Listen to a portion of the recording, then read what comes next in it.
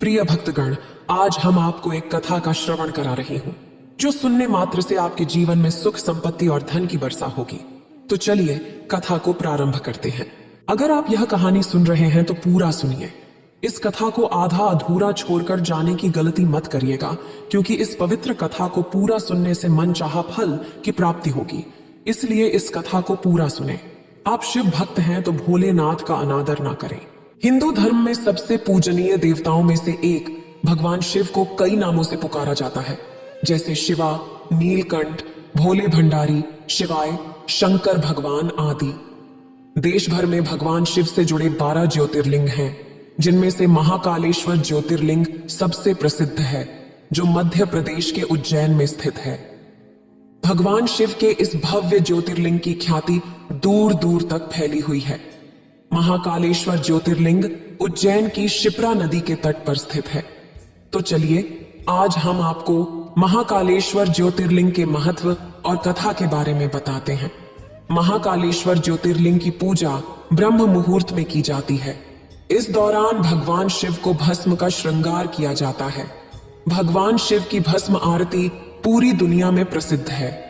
मान्यता है कि भस्म आरती देखे बिना महाकालेश्वर के दर्शन अधूरे रहते हैं। महिलाओं के लिए भस्म आरती देखना वर्जित माना जाता है।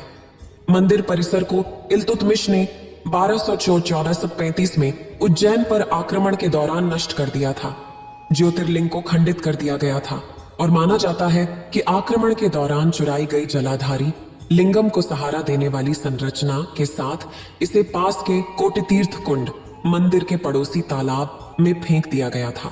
बाद में इसे मराठा दीवान रामचंद्र बाबा सुखथांकर, रामचंद्र मल्हार द्वारा पुनर्निर्मित और पुनर्जीवित किया गया था। 1947 में भारत के स्वतंत्र होने के बाद महाकालेश्वर देवस्थान ट्रस्ट को उज्जैन नगर निगम द्वारा प्रतिस्थापित कर दिया गया। एक समय की बात है, वर्धन नाम का एक पशुपालक अपनी पत्नी कामनी के साथ विजापुर नामक गांव में रहता था। वह अपने मवेशियों को चारे के लिए पास के पहाड़ों पर ले जाता था। सारा दिन वहीं बिताने के बाद शाम को वह उनके साथ घर लौटता था। कामनी से उसने कहा, मैं मवेशियों को पहाड़ों पर ले जा रहा हूं और शाम को लौटूंगा, तुम ध्यान रखना। कामनी बोली, अरे बिना कुछ खाए कहां जा रहे हो? नाश्ता कर लो फिर चले जाना, मैंने नाश्ता तैयार कर रखा हुआ है। वर्धन ने कहा, हाँ नाश्ता करके जाऊंगा, तुम मुझे थोड़ा ताजा खीर दे दो जो तुमने कल रात मिट्टी के बर्तन में बनाया था। कामनी ने पूछा, पर आप तो कभी खीर खाते नहीं, फिर आप क्या करोगे उसका? किसे खिलाओगे? वर्धन ने जवाब दिया, किसी को नहीं। पहाड़ों के रास्ते में भगवान शिव की एक मूर्ति है और कोई भी उन्हें कभी कुछ नहीं चढ़ाता। मैंने सोचा क्यों ना आज उन्हें ताजा बनाया हुआ खीर अर्पित किया जाए, है ना? उनको भी अच्छा लगेगा। अब हमारे पास और कुछ तो है नहीं, तो कम से कम हम खीर तो चढ़ा ही सकते हैं। कामनी ने कहा, ओह ये तो अच्छा ख्याल है, लेकिन हमारे मवेशियों का भी ख्याल रखना। इन दिनों आप ज्यादा ही आध्यात्मिक होते जा रहे हैं, कहीं उनसे ध्यान न हट जाए आपका। वर्धन ने आश्वासन दिया, हाँ हाँ रखूंगा। वर्धन अपनी पत्नी से नाश्ता और खीर लेकर घर से निकल पड़ा। रास्ते में वह विशाल बरगद के पेड़ के नीचे भगवान शिव की मूर्ति के पास रुक गया, जैसा कि वह हर रोज करता आया था। उसने पहले भगवान की मूर्ति से प्रार्थना की और फिर उनसे बातें करने लगा। हे शिव, जंगल के सभी खतरों से मेरे मवेशियों को बचाने के लिए आप बहुत बहुत धन्यवाद। आपकी कृपा से मेरा जीवन खुशहाल बीत रहा है। आज मैं आपके लिए अपने घर से ताजा खीर लाया हूं, ये लीजिए, खा के देखिए, मेरी बीवी ने बनाया है। आपको तो ताजा खीर पसंद है ना? इतना कहकर वर्धन ने मूर्ति के सामने खीर से भरा वह घड़ा रखा और फिर पहाड़ों में मवेशियों को चराने के लिए निकल पड़ा। सूरज डूबने के बाद वह वापस आया और फिर आकर शिव की मूर्ति के पास रुक गया। उसने देखा कि मिट्टी का वह पूरा घड़ा खाली था। खाली घड़े को देखकर वह आश्चर्यचकित हो गया और महादेव ने उसकी भेंट स्वीकार कर ली। यह सोचकर काफी प्रसन्न हो गया। हे शिव, उसने कहा, आपने आखिरकार मुझ पर दया की और मेरी भेंट स्वीकार कर ली। आप मेरी सारी बातें सुन लेते हैं। आज आपने मेरी भेंट स्वीकार कर ली, मैं तो धन्य हो गया। अगर आप स्वीकार करें तो मैं आपको प्रतिदिन खुशी से खीर अर्पण करूंगा। शुद्ध घर का बना हुआ खीर। वर्धन ने अपनी अपार प्रसन्नता व्यक्त की। वो बोलता ही जा रहा था। भगवान शिव को वर्धन की मासूमियत और अत्यंत शुद्ध भाव भा गए। वो उस पर इतने प्रसन्न हो गए कि उसे दर्शन देने के लिए साक्षात उसके समक्ष हाजिर हो गए और फिर बोले, वर्धन, हमें तो खीर बहुत पसंद है, तो हम इसे स्वीकार क्यों नहीं करेंगे। वर्धन भगवान शिव की आवाज सुनकर चौंक गया। उसे यकीन ही नहीं हुआ कि यह हकीकत है। भगवान शिव, क्या आप स्वयं मुझसे बात कर रहे हैं? मैं तो आपकी आवाज सुनकर ही धन्य हो गया, पर अगर यह आप ही हैं तो मैं आपको देख क्यों नहीं सकता? अगर आप दर्शन देंगे तो मुझे यकीन हो जाएगा। वर्धन की इच्छा के अनुसार भगवान शिव उसके सामने प्रकट हो गए और वर्धन पूरी तरह से आश्चर्यचकित हो गया। हे प्रभु, आज तो मैं धन्य हो गया। आप साक्षात मेरे सामने हैं। मैं आपका बहुत बड़ा भक्त हूं। मैं प्रतिदिन आपको यहां आकर खीर का भोग लगाऊंगा। उसके सिवा मैं आपके लिए और क्या कर सकता हूं? हमें तुम्हारे द्वारा चढ़ाए जाने वाले खीर के अलावा और कुछ नहीं चाहिए। तुम्हारी भक्ति से हम अति प्रसन्न हुए हैं और तुम्हें वरदान देना चाहते हैं। तुम जो चाहो मांग सकते हो। हे शिव, मेरे पास जो कुछ है मैं उसमें पूरी तरह संतुष्ट हूं और मुझे कुछ नहीं चाहिए। मैं केवल हर दिन आपके दर्शन करना चाहता हूं। ठीक है, हम तुम्हें यह वरदान देते हैं, लेकिन एक शर्त है। यह बात तुम कभी किसी को नहीं बताओगे। क्या तुम ऐसा कर सकोगे? मैं आपसे वादा करता हूं कि यह बात किसी को नहीं बताऊंगा। अब आप अनुमति दें तो मैं चलूं। बछड़े अपनी माताओं की प्रतीक्षा कर रहे होंगे। उनके बिना वे विचलित होते होंगे। प्रभु, जरूर जाओ वर्धन, लेकिन कल हमारे लिए ताजा खीर लाना मत भूलना। जरूर लाना। जरूर प्रभु। ठीक है वर्धन, कल मिलते हैं। भगवान शिव अंतर्ध्यान हो गए और वर्धन फिर से घर लौट आया। आज की घटना के बारे में उसने अपनी पत्नी तक को नहीं बताया, लेकिन अगले दिन फिर खीर का घड़ा लेकर वह घर से निकल पड़ा। वह घड़ा शिव की मूर्ति के सामने रखकर फिर से उनसे प्रार्थना करने लगा, भगवान शिव, कृपया मेरी भेंट को स्वीकार करें। मैं आपके लिए खीर लाया हूं। भगवान शिव वर्धन के सामने आज फिर प्रकट हुए। वर्धन के मन में एक शंका थी। उसने भगवान शिव से पूछ ही लिया, प्रभु, एक बात बताइए, आप हम सबके लिए हमेशा हाजिर रहते हैं और अपने सभी भक्तों का ध्यान रखते हैं, लेकिन आप कभी एक शब्द नहीं बोलते और हर समय खड़े रहते हैं। आप थक जाते होंगे ना? आपको कभी कभी आराम भी कर लेना चाहिए। मैंने ठीक कहा ना प्रभु? भगवान मुस्कुराए और बोले, वर्धन, तुम पृथ्वी लोक के मनुष्य भी अजीब होते हो। जब तक भगवान जवाब नहीं देता तुम कहते हो कि भगवान का अस्तित्व नहीं है। अब जब हमने तुम्हें दर्शन दिए तब तुम हमें ही सुझाव देने लगे। बेहतर होगा कि कल से हम दर्शन न दें। हे महादेव, कृपया ऐसा न करें। मुझसे गलती हो गई। मुझे आपकी चिंता होती है कि आप हर समय खड़े रहते हैं, बिल्कुल आराम नहीं करते हैं। आपको थोड़ी देर बैठने तक नहीं मिलता। आप थक जाते होंगे ना? तुम्हारी भक्ति के अलावा तुम्हारी मासूमियत ने भी हमारा दिल जीत लिया है। तुम्हारे इस प्रश्न का उत्तर हम तुम्हें एक उदाहरण देकर समझाते हैं। क्या तुम उदाहरण सुनने के लिए तैयार हो? बोलो जी। प्रभु, जरूर। इस स्थान पर हम प्रतिदिन विभिन्न प्रकार के भक्तों को देखते हैं। हम चाहते हैं आज तुम भी यहां रुककर उन सभी भक्तों को देखो, लेकिन एक शर्त पर कि तुम उन्हें हमारी उपस्थिति के बारे में नहीं बताओगे और किसी भी बात की प्रतिक्रिया भी नहीं दोगे। सिर्फ चुपचाप देखते रहोगे कि क्या हो रहा है। ठीक है? हे प्रभु, अगर मैं सारा दिन यहीं खड़ा रहूं तो मेरे मवेशियों का क्या होगा? उनका ध्यान कौन रखेगा? हम करेंगे। तुम्हारे मवेशियों की देखभाल, इसकी चिंता तुम मत करो। जाओ, पेड़ के पीछे चले जाओ। इतना कहकर भगवान शिव अंतर्ध्यान हो गए। वर्धन पेड़ के पीछे जाकर इंतजार करने लगा। वो सोच रहा था कि भगवान शिव उसकी शंका को कैसे दूर करेंगे। कुछ समय बाद एक व्यापारी पैसों से भरी थैली लेकर वहां आया। हे प्रभु, मुझे बहुत खुशी है कि आपने मुझे इतना बड़ा वरदान दिया और आज मेरे प्रभु का उत्तर भी मुझे समझ आ रहा है। उसने पैसे की उस थैली को मूर्ति के सामने रखा और प्रार्थना करने लगा। वर्धन पेड़ के पीछे खड़े रहकर यह सब देख रहा था। हे सर्वशक्तिमान प्रभु, मैंने अभी अभी नया कारोबार शुरू किया है। उसने अपनी प्रार्थना पूरी की और फिर अनजाने में ही बिना पैसों की थैली उठाए वहां से चला गया। वर्धन यह सब देख रहा था। उसने देखा कि वह व्यापारी अपनी पैसों की थैली वहीं भूल गया था। अरे, वह व्यापारी अपने पैसे यहीं भूल गया। अब मैं उसे याद भी नहीं दिला सकता, क्योंकि मैं भगवान शिव की किसी भी बात पर प्रतिक्रिया न करने की शर्त से बंधा हुआ हूं। थोड़ी ही देर बाद एक गरीब आदमी आकर मूर्ति के सामने खड़ा हो गया और भगवान शिव से प्रार्थना करने लगा। प्रभु, मैं बहुत गरीब हूं। मेरे परिवार के पास खाने के लिए कुछ नहीं है और हम कई दिनों से भूखे हैं। मैं यहां आपकी शरण में आया हूं क्योंकि आप लोगों के उद्धार करता हैं। मुझे कोई ऐसा मार्ग दिखाओ जिससे मैं अपने परिवार का भरण पोषण कर सकूं। जैसे ही उस गरीब आदमी ने भगवान शिव से मदद की प्रार्थना की, उसे भगवान शिव की मूर्ति के पास पैसे की थैली दिखाई दी। वह खुश हो गया और बोला, हे महादेव, आपने इतनी जल्दी मेरी इच्छा पूरी कर दी। अब मैं इन पैसों से अपने परिवार का भरण पोषण कर सकता हूं।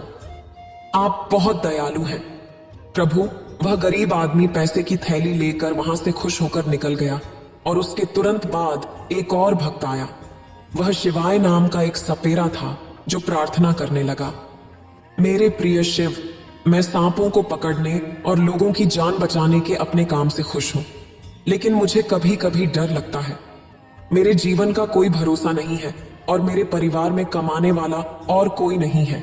इसलिए मैं आपसे प्रार्थना करता हूं कि आप मुझे हर खतरे से बचाए रखें। यही मेरी आपसे प्रार्थना है। वर्धन अब भी यह सारा माजरा देख रहा था। उसी समय वह व्यापारी अपने सुरक्षा कर्मियों के साथ पैसों की थैली लेने वापस आया। उसने देखा कि पैसों से भरी थैली गायब है और शिवाय वहीं बैठकर प्रार्थना कर रहा है। उसने इसके लिए सपेरे को ही दोषी मान लिया। मैं पैसों की थैली यहीं भूल गया था। अब वह दिखाई नहीं दे रही है। जरूर इसी आदमी ने वह थैली चुरा ली होगी। सुरक्षा कर्मियों ने शिवाय को ही पकड़ लिया। मेरी बात मानो, मैं निर्दोष हूं। मैं यहां आया तब यहां पैसे नहीं थे। क्या कहा? पैसे की थैली ही नहीं थी? मैं कुछ देर पहले ही थैली यहीं भूलकर चला गया था। यहां तुम्हारे अलावा कोई आता जाता भी दिखाई नहीं दिया। तुम झूठ बोल रहे हो। बताओ, पैसे कहां छुपाए? मैंने सचमुच पैसों से भरी कोई थैली नहीं देखी है। मैं निर्दोष हूं। मुझे छोड़ दो। शिवाय उनसे विनती करता रहा। वर्धन को शिवाय के लिए बहुत बुरा लग रहा था। हे महादेव, ये लोग तो बेवजह एक निर्दोष आदमी को फंसा रहे हैं। पैसे की थैली तो उस गरीब आदमी ने ले ली है। प्रभु, आप तो सब कुछ जानते हैं। अगर आप उसे नहीं बचाएंगे तो मैं सब कुछ जाकर बता दूंगा। लेकिन भगवान शिव ने कोई उत्तर नहीं दिया। यह देखकर वर्धन ने भगवान शिव को किया हुआ वादा तोड़ दिया और उनके सामने आकर उन लोगों से सारी सच्चाई बयान कर दी। भाई साहब, इस आदमी को छोड़ दो। इसने पैसे नहीं लिए हैं। यह निर्दोष है। क्यों? तुम कौन हो और तुम्हें कैसे पता कि उसने पैसे नहीं लिए हैं? मैं वर्धन हूं, पशुपालक हूं। मैंने एक गरीब आदमी को यहां से पैसों की थैली लेते हुए देखा है और वो कुछ ही देर पहले उस दिशा में गया है। जल्दी करोगे तो वो रास्ते में ही मिल जाएगा। सच कह रहे हो? ठीक है, चलो हमें उसे अभी ढूंढना होगा। सुरक्षा कर्मियों ने उस गरीब आदमी को ढूंढ लिया और उसे पकड़कर उससे सारे पैसे वापस ले लिए। उन्होंने निर्दोष शिवाय को छोड़ दिया। शिवाय ने उनका आभार व्यक्त किया और वहां से चला गया। उस निर्दोष आदमी को इंसाफ दिलाकर वर्धन बहुत खुश था। उसने भगवान शिव को फिर से याद किया। प्रभु, आप दर्शन दे सकते हो क्योंकि यहां कोई नहीं है। वर्धन के याद करने पर भगवान शिव उसके सामने फिर से प्रकट हुए। उसने फिर भगवान शिव के सामने अपना संदेह व्यक्त किया। प्रभु, आप चुप क्यों थे? जब आपके सामने यह पूरी घटना हुई, जैसे मैंने किया तो इस समस्या का समाधान कर सकते थे। आपने कुछ क्यों नहीं किया? भगवान शिव ने कहा, वर्धन, क्या तुम्हें एहसास है कि तुमने अभी क्या किया? मैंने एक निर्दोष आदमी को बचाया क्योंकि मैंने सब कुछ देखा है। मुझे पता है कि पैसे की थैली उस गरीब आदमी ने ले ली थी, लेकिन निर्दोष शिवाय को ऐसे अपराध की सजा मिलती जो उसने किया ही नहीं। इसलिए मैंने आपकी शर्त तोड़ दी और एक निर्दोष आदमी को बचाने के लिए सच कहा। वर्धन ने पूछा, तुम्हें लगता है कि तुमने शिवाय को बचाया, लेकिन वास्तव में तुम ही उसकी मृत्यु का कारण बन गए हो। जानते हो कैसे, हे महादेव? क्या मैं उसकी मौत के लिए जिम्मेदार हूं? वो कैसे? मुझे समझ में नहीं आया प्रभु, वर्धन ने कहा। भगवान शिव ने समझाया, हम जो भी कर्म करते हैं वे एक दूसरे से जुड़े होते हैं। हमें सिर्फ अपने कर्म करते रहना है, लेकिन जो हो रहा है उसके खिलाफ जाने की कोशिश कभी नहीं करनी चाहिए, क्योंकि इससे आपदा ही आएगी। इसलिए मैंने तुम्हें दर्शक बने रहने के लिए कहा था, किसी भी चीज का जवाब नहीं देने के लिए कहा था। पर भगवान, मुझे इसमें अपनी गलती समझ में नहीं आई, कृपया मेरा मार्गदर्शन करें, वर्धन ने विनती की। भगवान शिव ने कहा, सबसे पहली बात यह है कि शिवाय का कुछ समय पहले ही निधन हो गया है। क्या शिवाय की मृत्यु हो गई है? वर्धन ने आश्चर्य से पूछा। हाँ, यह तुम्हारी गलती के कारण हुआ है। अगर तुमने उसे जेल जाने दिया होता तो वह सांप को पकड़ने नहीं जाता और बच जाता। बेचारा वह गरीब आदमी खुशी खुशी उन पैसों को अपने परिवार पर खर्च कर देता, लेकिन अब उसे पहरेदारों ने कैद कर लिया है और उसका परिवार भूख से मर जाएगा। यह इसलिए हुआ क्योंकि तुमने मेरी बात ना मानकर उन्हें सब कुछ बता दिया। हे प्रभु, लेकिन कम से कम मेरे कारण वह व्यापारी नुकसान से तो बच गया है ना? तुम सही कह रहे हो, पर यह भी सच है कि अगर व्यापारी ने अपने पैसे की थैली खो दी होती तो इस नुकसान का उस पर ज्यादा असर नहीं होता, लेकिन उस गरीब आदमी को पैसे से फायदा होता और साथ ही शिवाय जेल में रहकर अपने प्राण बचा लेता। जो कहा वह बिल्कुल सच है। महादेव, मुझसे बहुत बड़ी गलती हो गई। मुझे आपके इरादों का एहसास नहीं हुआ। आप तो सभी के प्रभु हैं, सबके कर्मों का हिसाब रखते हैं, लेकिन फिर भी आप शांत रहें, क्योंकि नियति में जो लिखा है वैसा ही होना चाहिए। आप ही हैं जो हमारे भाग्य का फैसला करते हैं, लेकिन मैं आपकी मंशा को नहीं समझ सकता। कृपया मुझे क्षमा कर दें प्रभु, मुझसे बहुत बड़ी गलती हुई प्रभु, बहुत बड़ी गलती। इसमें गलती तुम्हारी नहीं है वर्धन, यह होना तो पहले से ही तय था, इसलिए परिणाम के बारे में मत सोचो। तुम सिर्फ अपना कर्तव्य करो और उसका फल देना भगवान के हाथों में है। इतना कहकर भगवान शिव फिर से अंतर्ध्यान हो गए और वर्धन अपना मिट्टी का घड़ा लेकर वापस अपने घर लौट आया। वह इस घटना को भूल गया। उज्जैन शहर को पहले अवंतिका कहा जाता था और यह अपनी सुंदरता और भक्ति के केंद्र के रूप में प्रसिद्ध था। यह उन प्रमुख शहरों में से एक था जहां छात्र पवित्र ग्रंथों का अध्ययन करने आते थे। किंवदंती के अनुसार उज्जैन के एक शासक थे जिनका नाम चंद्रसेन था, जो शिव के एक पवित्र भक्त थे और हमेशा उनकी पूजा करते थे। एक दिन श्रीखर नाम का एक किसान का लड़का महल के मैदान में टहल रहा था और उसने राजा को शिव का नाम जपते हुए सुना और उनके साथ प्रार्थना करने के लिए मंदिर में भाग गया। पहरेदारों ने उसे बलपूर्वक हटा दिया और उसे क्षिप्रा नदी के पास शहर के बाहरी इलाके में भेज दिया। उज्जैन के प्रतिद्वंद्वियों, मुख्य रूप से पड़ोसी राज्यों के राजा रिपुदमन और राजा सिंहादित्य ने इस समय के आसपास राज्य पर हमला करने और इसके खजाने पर कब्जा करने का फैसला किया। यह सुनकर श्रीखर ने प्रार्थना करना शुरू कर दिया और यह खबर वृद्ध नामक एक पुजारी तक पहुंची। यह सुनकर वह चौंक गया और अपने बेटों की तत्काल विनती पर क्षिप्रा नदी पर शिव से प्रार्थना करना शुरू कर दिया। राजाओं ने आक्रमण करने का निर्णय लिया और सफल भी हुए।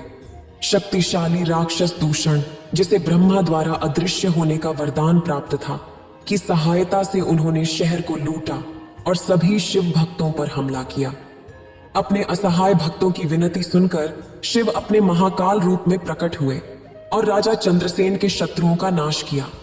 अपने भक्तों श्रीखर और वृद्धि के अनुरोध पर शिवनगर में निवास करने और राज्य के मुख्य देवता बनने और शत्रुओं से इसकी देखभाल करने तथा अपने सभी भक्तों की रक्षा करने के लिए सहमत हुए। उस दिन से शिव महाकाल के रूप में अपने प्रकाश रूप में शिव और उनकी पत्नी पार्वती की शक्तियों से बने लिंगम में निवास करने लगे। शिव ने अपने भक्तों को आशीर्वाद भी दिया और घोषणा की कि जो लोग इस रूप में उनकी पूजा करेंगे वे मृत्यु और बीमारियों के भय से मुक्त हो जाएंगे। साथ ही उन्हें सांसारिक खजाने दिए जाएंगे और वे स्वयं शिव के संरक्षण में रहेंगे। भरथरी राजा गंधर्व सेन के बड़े पुत्र थे और उन्हें देवराज इंद्र और धरा के राजा से उज्जैन का राज्य प्राप्त हुआ था। जब भर्तृहरि उज्जैनी आधुनिक उज्जैन के राजा थे, उनके राज्य में एक ब्राह्मण रहता था जिसे वर्षों की तपस्या के बाद कल्प वृक्ष के दिव्य वृक्ष से अमृता का फल मिला था। ब्राह्मण ने यह फल राजा भर्तृहरि को दिया जिन्होंने इसे अपनी प्रेमिका सुंदर पिंगला रानी को दे दिया। रानी का प्रेम राज्य के मुख्य पुलिस अधिकारी महिपाल के साथ था, इसलिए उसने फल उसे दे दिया। महिपाल ने इसे अपनी प्रेमिका लाखा को दिया, जो सम्मान की दासियों में से एक थी। अंततः लाखा ने राजा के प्रेम में पड़कर फल को राजा को वापस दे दिया। इस चक्र के पूरा होने के बाद फल ने राजा को बेवफाई के नुकसान बताए, जिससे राजा ने रानी को बुलाया। बाद में राजा पट्टिनाथर के शिष्य बन गए, जिन्होंने सबसे पहले राजा भर्तृहरि के साथ संसार और सन्यास के बारे में बहस की। बातचीत के दौरान पट्टिनाथर ने कहा कि सभी महिलाओं में दोहरे मन होते हैं और यह परमेश्वरी के साथ भी सच हो सकता है। राजा ने यह खबर रानी पिंगला को बताई और उन्होंने पट्टिनाथर को दंडित करने का आदेश दिया। पट्टिनाथर को कालू मरम, एक पेड़ जिसका शीर्ष भाग पेंसिल की तरह तेज होता है और पूरा पेड़ तेल से लिपटा होता है, पर बैठने की सजा दी गई, लेकिन पेड़ जलने लगा और पट्टिनाथर को कुछ नहीं हुआ। राजा को यह खबर मिली और वह सीधे पट्टिनाथर के पास गए और उन्हें अगले दिन मरने के लिए तैयार रहने को कहा, लेकिन पट्टिनाथर ने कहा, मैं अभी मरने के लिए तैयार हूं। अगले दिन राजा आंखों में आंसू लिए आए और संत को जेल से रिहा कर दिया, क्योंकि उन्होंने वास्तव में रानी पिंगला को उस रात घुड़सवारों के साथ प्यार करते देखा था। उन्होंने अपना साम्राज्य, धन और यहां तक कि पूरा कोट ड्रेस भी त्याग दिया और एक साधारण कोवनम लंगोटी पहन ली। राजा पट्टिनाथर के शिष्य बन गए और आंध्र प्रदेश के श्रीकालहस्तीश्वर मंदिर में मोक्ष प्राप्त किया, जहां शिव के पंचभूत स्थलम का एक हिस्सा वायुलिंगम स्थित है। उस समय के महान संस्कृत कवि कालिदास, जो संभवतः राजा पुष्यमित्र शुंग के समकालीन थे, ने अपने काव्य मेघदूत में मंदिर के अनुष्ठानों का उल्लेख किया है। उन्होंने नाद आराधना, शाम के अनुष्ठानों के दौरान कला और नृत्य के प्रदर्शन का भी वर्णन किया है। उज्जैन गांव के स्कूल में पहली टीचर के बदले एक नई टीचर आई थी। सभी बच्चे अपनी पहली टीचर शांति को बहुत पसंद करते थे। शांति का स्वभाव भी बच्चों के साथ बहुत अच्छा था, लेकिन कुछ पारिवारिक समस्याओं के कारण शांति को वापस अपने शहर जाना पड़ा।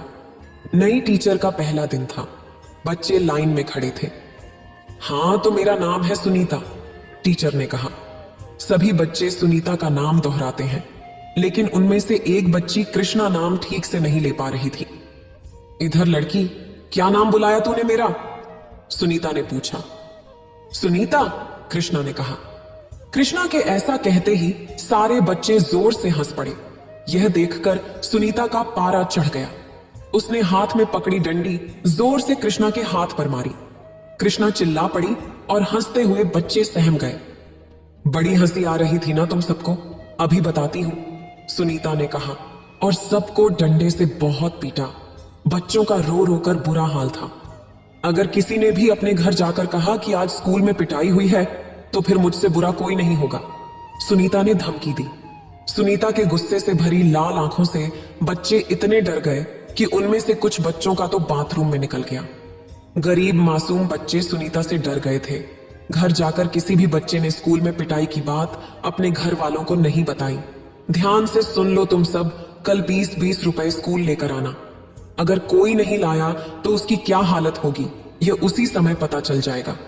चोरी करके लाओ, छीन कर लाओ या मांग कर, पर मुझे कल पैसे चाहिए। बेचारे गरीब बच्चे जिनके माता पिता मजदूरी करते थे, किसी ना किसी तरह रुपए लेकर स्कूल पहुंचते हैं। पर कृष्णा बहुत ही गरीब बच्ची थी। उसके पिता नहीं थे और उसकी मां मेहनत मजदूरी करती थी। मां बीमार थी, इसलिए कृष्णा पैसे नहीं मांग पाई और बिना पैसों के स्कूल पहुंची। कहां हैं तेरे पैसे? तुझे बोला था ना कि आज पैसे लेकर आना है, तो क्यों नहीं लाई? टीचर ने पूछा। टीचर, मेरी मां की तबीयत ठीक नहीं है, घर में पैसे नहीं थे, मां मजदूरी पर नहीं गई। मैंने मां को बोला था, पर मां ने कहा कि वो आज नहीं दे सकती, 15 दिन बाद दे देंगी। मैं आपको 15 दिन बाद दे दूंगी, कृष्णा ने जवाब दिया। टीचर ने कहा, ठीक है, जब तक तू मुझे पैसे लाकर नहीं देती, पूरा दिन धूप में खड़ी रहेगी। जा, वहां धूप में जाकर खड़ी हो जा। मैडम जी, छोटी बच्ची है, माफ कर दो ना, बेचारी गरीब है। तुझे बड़ा तरस करूं? तेरे खिलाफ रिपोर्ट कर दूंगी, अभी तुझे स्कूल से निकाल देंगे। बोल दूंगी तेरा काम ठीक नहीं है तो स्कूल के बच्चों पर अत्याचार करता है। बोल चौधरी साहब को जाकर बोल दूं, क्योंकि तू ठहरा पर तेरी बात तो कोई नहीं मानेगा। पर मैं तो पढ़ी लिखी हूं, मेरी बात यहां पर सब सच मानेंगे। जा अब मेरे लिए गरम गरम चाय लेकर आ। बेचारा गरीब चपरासी भी अत्याचारी टीचर सुनीता के खिलाफ कुछ नहीं कर सकता था। चपरासी रामू जानता था कि सुनीता बहुत चालाक है, वो उसके ऊपर कोई भी गलत इल्जाम लगा सकती है। इसलिए वो चुप हो जाता है और बच्चों पर हो रहे अत्याचार सहन करता रहता है। कृष्णा धूप में खड़ी रही। गर्मी का मौसम था। कृष्णा की तबीयत बहुत खराब हो गई। उसे तेज बुखार चढ़ गया और वह स्कूल नहीं गई। यह बुखार की गोली समय समय पर देनी है। गर्मी का बुखार है, समय समय पर पानी पिलाना है, बच्ची को प्यासा नहीं रहने देना है। ठीक है, और कोई चिंता की बात नहीं है, गुड़िया रानी बहुत जल्दी ठीक हो जाएगी। ठीक है। 2-3 दिन बाद जब कृष्णा की तबीयत में सुधार आता है तो वह स्कूल पहुंचती है। 20 रुपए उसके हाथ में ही थे, क्योंकि वह जानती थी कि अगर वह पैसे नहीं ले गई तो टीचर उसको बहुत मारेगी और सजा देगी। सुनीता जी, ये घरों का इंतजाम मैंने कर दिया है। यहाँ पर ये 2 बड़े घड़े पानी के लिए रखवा दिए हैं। रामू, इसमें ठंडा पानी भर, ताकि सुनीता जी को गर्मी में पढ़ाने में कोई दिक्कत ना आए। सामने घर बच्चों के लिए भी रख, स्कूल में बच्चों को भी तो गर्मी और प्यास लगती है। शुक्रिया चौधरी साहब, गर्मी में सच में बहुत प्यास लगती थी। बार बार कुएं से पानी मंगवाना पड़ता था, और फिर बच्चे भी छोटे हैं, उन्हें भी बहुत प्यास लगती है। आपने यह ठीक किया, और कोई काम हो तो आप रामू के हाथ कहलवा दीजिएगा। आखिर आप हमारे गांव के गरीब बच्चों को स्कूल में पढ़ा रही हैं, हमारे गांव के लिए इतना कर रही हैं, तो हमारा भी कुछ फर्ज बनता है। आपको हमारे गांव के गरीब बच्चों को पढ़ाने के लिए भेजा गया है, ये बहुत बड़ी बात है। पर गांव का चौधरी होने के कारण मेरा भी तो फर्ज बनता है। चौधरी साहब के जाने के बाद सुनीता में आ जाती है। टीचर जी, आपने जो पैसे मंगाए थे वो लाई हूं। ठीक है, कहां गायब थी तू? 21 दिन से स्कूल क्यों नहीं आई? टीचर जी, मुझे बुखार हो गया था, इसलिए नहीं आई थी। चलो जल्दी से सारे बच्चे स्कूल की सफाई करो, कितना गंदा हो रहा है। यहाँ एक भी कोढ़ा नजर नहीं आना चाहिए। चलो सब किताबें अपने बस्ते में रखो और स्कूल की सफाई के लिए शुरू हो जाओ। छोटे छोटे मासूम बच्चे हाथों में झाड़ू पोछा लिए पूरे स्कूल को साफ करने लगते हैं। जिन हाथों में किताबें होनी चाहिए उन हाथों में झाड़ू पोछा था, और ये सब अत्याचारी टीचर सुनीता के कारण था। सुनीता आराम से अपनी कुर्सी पर बैठी फल फ्रूट खा रही थी और बच्चे साफ सफाई कर रहे थे। कुछ भी कहो, चौधरी साहब के भेजे हुए आम और तरबूज बड्ढे मीठे हैं। ओ अरे, मेरी चप्पल फिर टूट गई। इधर आओ तुम सब में से किसका बाप मोची है? टीचर जी, मेरे बापू जूते पालिश करते हैं। अच्छा, ये तो बहुत बढ़िया बात है। ये हुई ना अच्छे बच्चों वाली बात। चल अब ये मेरी चप्पल आज घर ले जाना और अपने बापू से जुड्ढवा लाना। हाथ आगे कर। तू भी क्या याद रखेगा कि टीचर ने तुझे तरबूज खाने के लिए दिया है? ले पकड़ दे टुकद्धा। टीचर, ये आपके मुंह का झूठा है, मुझे नहीं खाना। क्या कहा नहीं खाना? झूठा खिला रही हूं। अरे तुझ जैसे भिखारी गरीब के बच्चे को एक तो मैं दे रही हूं, ऊपर से मुझे नखरे दिखा रहा है। अब तुझे इतना पीटूंगी कि तू हमेशा याद रखेगा। सुनीता ने डंडी उठाई और बच्चे को जोर जोर से पीटना शुरू कर दिया। बच्चा रोता रहा, चिल्लाता रहा, पर सुनीता ने उसकी दर्द भरी चीखें नहीं सुनी। बच्चा दर्द से कराह रहा था। गलती हो गई, छोड़ दो टीचर जी, माफ कर दो।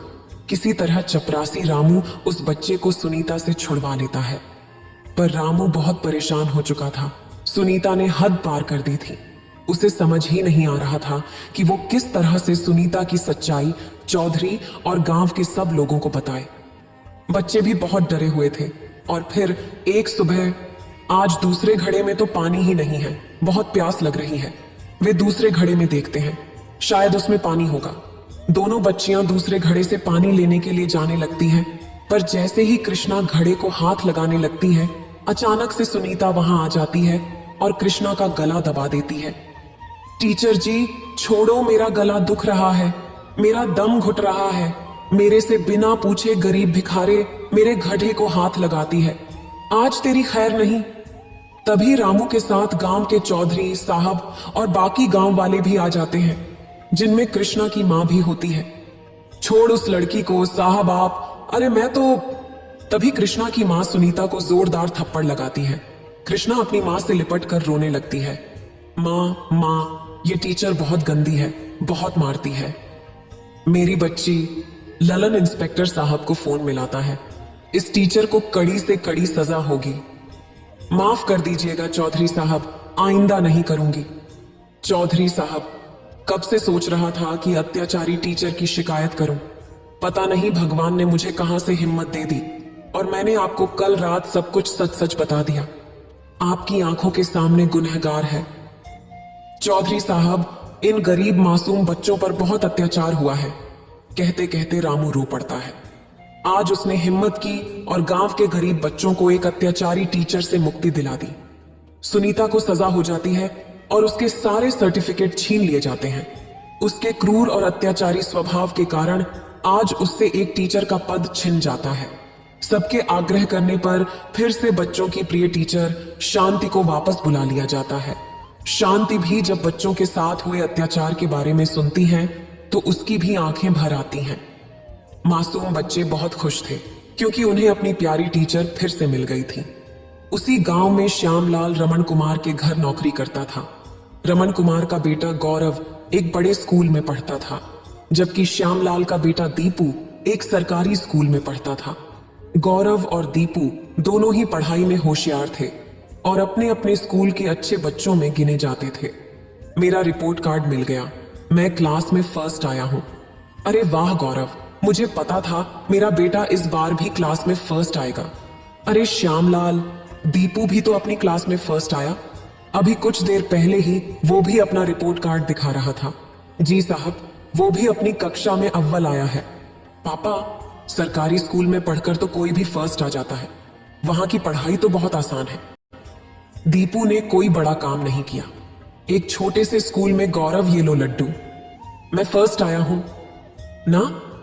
तो बापू ने सबको बांटे हैं, मैं नहीं खाता ये बेकार से लड्डू। मॉम, वो चॉकलेट बादाम कहां हैं जो आपने सबको खिलाए हैं? मेरे पापा तुम्हारे बापू की तरह सस्ते लड्डू नहीं लाते, वो तो चॉकलेट ड्राई फ्रूट लाते हैं और ज्यादा इतराने की जरूरत नहीं है। तुम हमारे नौकर के बेटे हो, जितनी मर्जी कोशिश कर लो तुम मेरी बराबरी नहीं कर सकते। गौरव बेटा, ऐसे नहीं बोलते, दीपू भी अच्छा बच्चा है। मां, मुझे दीपू बिल्कुल पसंद नहीं है। पापा हमेशा उसकी तारीफ करते रहते हैं और मुझे यह बिल्कुल अच्छा नहीं लगता। मैं कपिल के घर खेलने जा रहा हूं। गौरव को दीपू से नफरत थी। दीपू भी उसकी तरह पढ़ाई में बहुत अच्छा था। यह सुनकर गौरव और गुस्से में आ जाता है और कपिल के घर खेलने चला जाता है। क्या हुआ गौरव, आज तू बड़ा गुस्से में है? मैं दीपू से नफरत करता हूं। आज जब मैं पापा को अपना रिपोर्ट कार्ड दिखा रहा था तो दीपू ने भी अपना रिपोर्ट कार्ड दिखाया। वो भी मेरी तरह फर्स्ट आया है। फिर पापा उसकी भी तारीफ करने लगे। वो हमारे नौकर का बेटा है। ये बात मुझे समझ नहीं आती। अरे तू चिंता क्यों करता है, सब ठीक हो जाएगा। अच्छा सुन, कल दोपहर में सारे दोस्त की में पैसे लगा रहे हैं, तू कितने लगाएगा? मेरी तरफ से 100 रुपए लगा दे। अरे तू फिर से अपनी मम्मी के बैंक अकाउंट से 100 रुपए लेगा तो तेरी मम्मी गुस्सा नहीं करेंगी? मेरे पापा बहुत रिच हैं, मेरे पास पैसों की कमी नहीं है। मेरे मम्मी पापा मुझसे कुछ नहीं कहते हैं क्योंकि मैं स्कूल में हमेशा फर्स्ट आता हूँ। गौरव को गेम पर पैसा लगाने की आदत पड़ गई थी।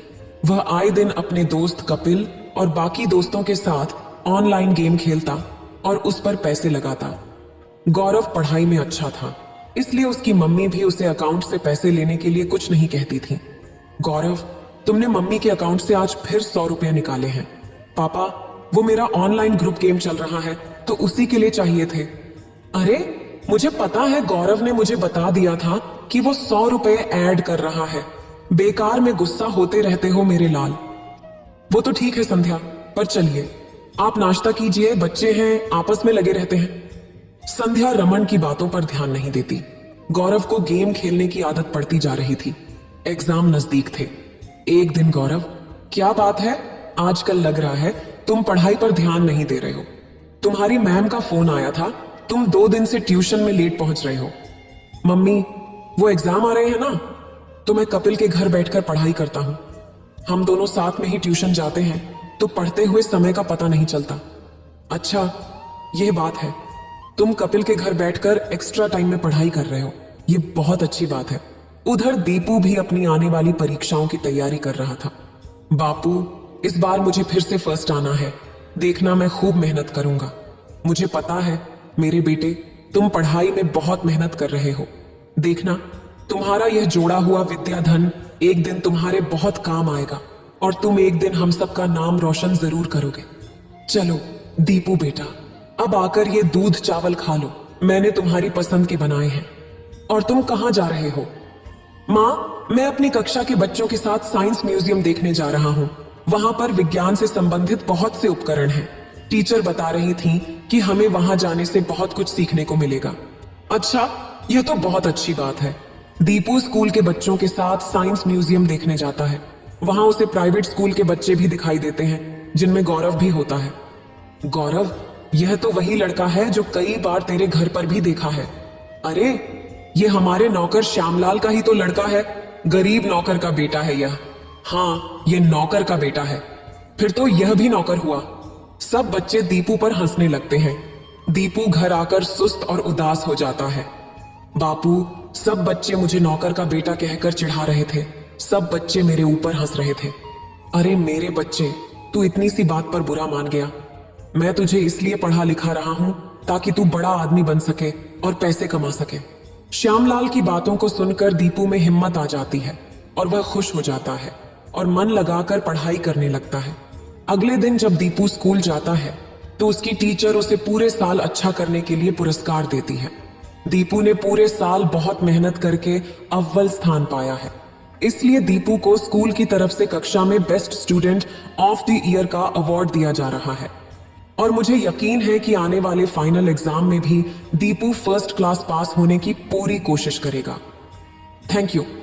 सभी बच्चे तालियां बजाकर दीपू की प्रशंसा करते हैं। घबराकर दीपू अपने बाप और मां को सारी बात बताता है।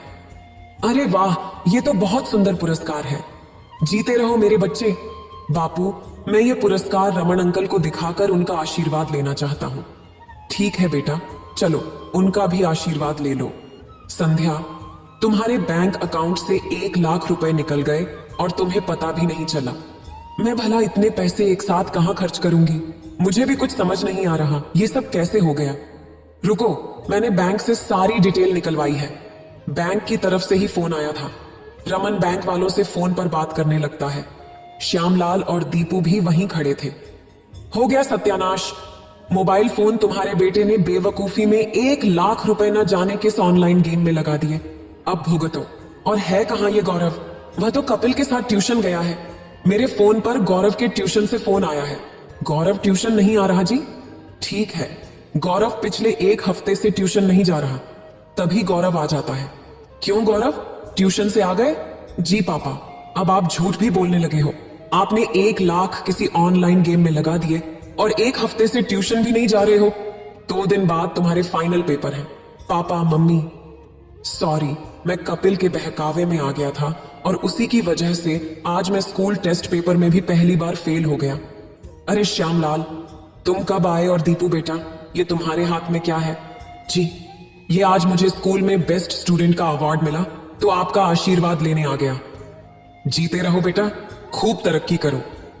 रमन दीपू को आशीर्वाद देकर चुपचाप अपने कमरे में चला जाता है। पापा, क्या मैं अंदर आ सकता हूं? मुझे भी तुमसे कोई बात नहीं करनी गौरव, अपने रूम में जाओ। मम्मी, पापा मुझसे नाराज हैं, वो मुझसे बात नहीं कर रहे। गौरव, अगर तुम्हें सच में अपनी गलती का एहसास है तो अपनी गलती को सुधारो, फिर तुम्हारे पापा का गुस्सा ठंडा हो जाएगा। मुझे पता है मम्मी, मुझे क्या करना है। गौरव ने अब कपिल और उसके दोस्तों के साथ गेम खेलना बंद कर दिया और खूब मन लगाकर पढ़ने लगा। पर 2 दिन बाद उसका मैथ्स का पेपर था। उसने ट्यूशन की बहुत छुट्टियां ले ली थी और उसका कोर्स अभी बहुत बाकी रह गया था। मम्मी, मेरा बहुत सारा सिलेबस अभी रिवीजन के लिए बाकी है, मैं कैसे कर पाऊंगा? कुछ सवाल तो मुझे समझ भी नहीं आ रहे। गौरव, तुम एक काम क्यों नहीं करते? दीपू की मैथ्स बहुत अच्छी है, उसके मार्क्स भी बहुत अच्छे आते हैं और मैंने सुना है कि अब तो सरकारी स्कूल की पढ़ाई भी बहुत अच्छी हो गई है। प्राइवेट स्कूल और सरकारी स्कूल की किताबें एक जैसे कोर्स की पढ़ाई कराती हैं। मम्मी, क्या दीपू मेरी मदद करेगा? मैंने हमेशा उसके साथ गलत व्यवहार किया है। कोई बात नहीं, पर अब तुम्हें अपनी गलती का एहसास है, ये बहुत बड़ी बात है।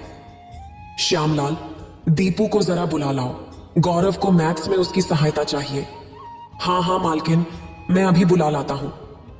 गौरव दीपू की सहायता से मैथ्स के पेपर की तैयारी करता है और बाकी सभी विषयों में भी गौरव और दीपू के साथ ही पढ़ने लगता है। गौरव भी दीपू की तरह अपने स्कूल में फर्स्ट आता है। गौरव, तुम्हारा रिजल्ट देखकर मैं आज बहुत खुश हूं पापा। यह सब दीपू की वजह से ही हुआ है। इसने मेरी एग्जाम के दिनों में बहुत हेल्प की। Thank you Deepu. श्यामलाल, तुम्हारा बेटा दीपू बहुत होनहार है।